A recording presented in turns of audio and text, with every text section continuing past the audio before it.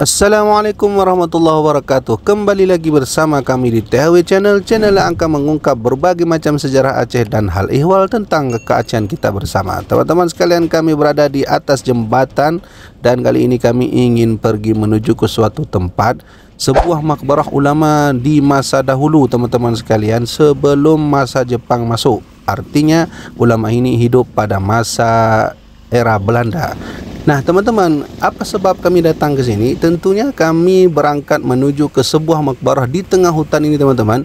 Sebab karena di makbarah ini terdapat wisata yang sangat indah. Artinya di sini terdapat gunung dan hutan serta dialiri dengan sungai yang sangat indah. Itulah sebabnya kami datang ke sini untuk menziarahi makbarah beliau, sekaligus kami ingin datang langsung melihat bagaimana kondisi terkini makbarah beliau dan tempat sungai yang sangat indah di tempat ini, teman-teman sekalian. Nah, kebetulan kami datang ke makbarah beliau ini dalam kondisi tidak hujan, kering.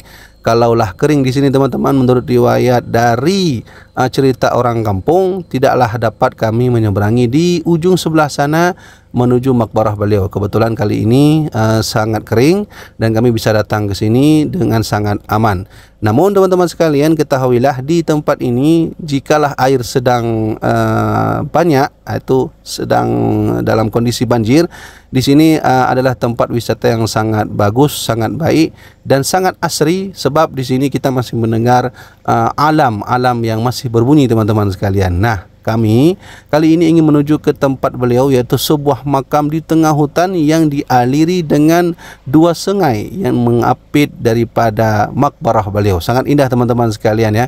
Posisi tempatnya berada di Lepung, di Alu Ijo, teman-teman sekalian, berada di tengah hutan melewati daripada wisata Brian yang ada di Lepung. Nah, teman-teman sekalian, mari kita saksikan bersama bagaimana penjelajahan kami menuju ke makbarah beliau sehingga kami nanti menemukan makbarah ini di tengah-tengah hutan.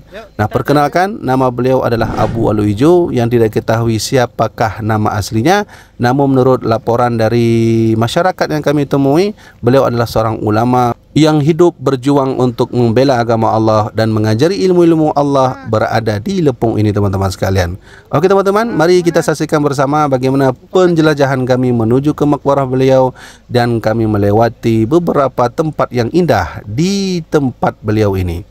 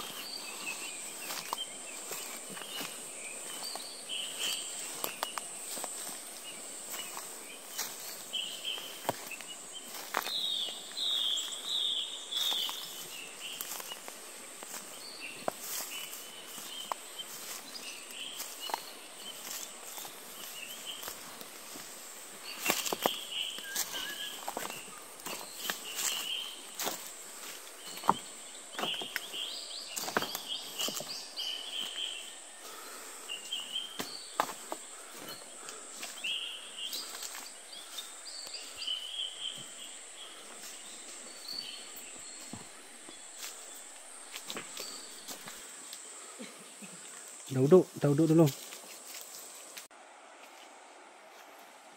Ini makam. Ini namanya Abu Alu Ijo. Apa?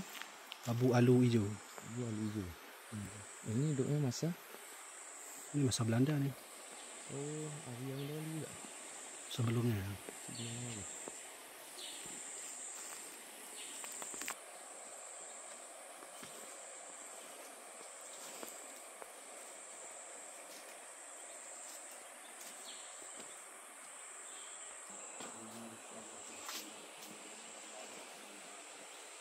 Hadratin Nabi Mustafa Sayyidina Muhammad Rasulullah sallallahu alaihi wasallam wa ala alihi wa sahbihi wa sahbihi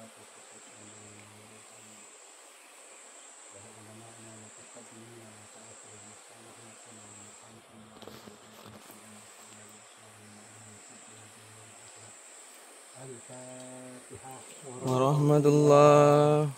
A'udzu billahi minasy syaithanir rajim. Iyyaka nasta'in. اهدنا الصراط المستقيم ولم يكن له كفوا أحد بسم الله الرحمن الرحيم لا إله إلا الله لا إله إلا الله لا إله كما ينبغي لجلال وجهك الكريم وعظيم سلطانك آمين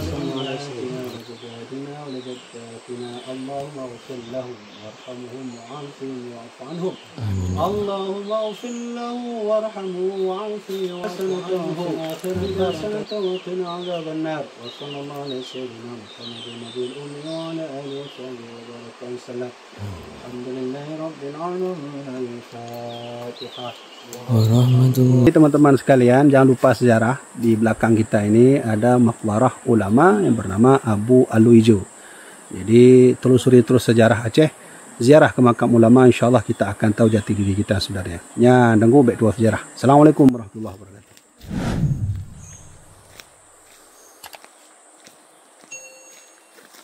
Kita balik sana.